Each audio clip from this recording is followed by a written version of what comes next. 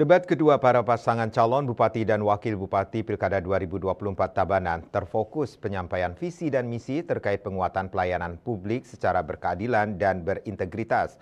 Hal tersebut guna untuk mengetahui komitmen dari paslon dalam upaya meningkatkan kualitas pelayanan publik di Tabanan.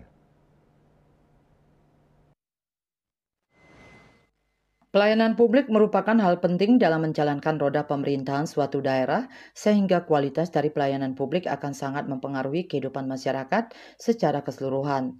Untuk hal tersebut, KPU Kabupaten Tabanan telah melaksanakan debat kedua Pilkada Tabanan dengan tema Debat Penguatan Pelayanan Publik secara Berkeadilan dan Berintegritas untuk para pasangan calon Bupati dan Wakil Bupati Pilkada 2024 Tabanan.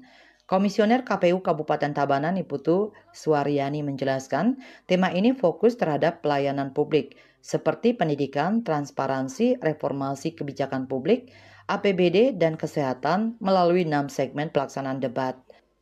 Untuk debat kita yang debat terbuka kedua, pemilihan Bupati dan Wakil Bupati Tabanan kali ini sekarang berjalan dengan baik dan lancar. Ya, harapan kita apa yang sudah menjadi tema debat dan sudah tadi disampaikan oleh masing-masing pasangan calon itu menjadi referensi pada nantinya masyarakat, khususnya masyarakat Tabanan dalam memilih nanti di TPS pada tanggal 27 November 2024. Jadi dalam debat kedua ini, jadi terdiri dari 6 segmen. Jadi segmen pertama itu mencakup terkait dengan penyampaian visi misi, kemudian segmen 2 dan 3 itu tentang penajaman visi misi, segmen 4 dan 5 itu tanya jawab, pastinya sudah masyarakat Tabanan mungkin ini ditunggu-tunggu ya, seperti apa tanya jawab tersebut, kemudian yang terakhir adalah closing statement, seperti itu.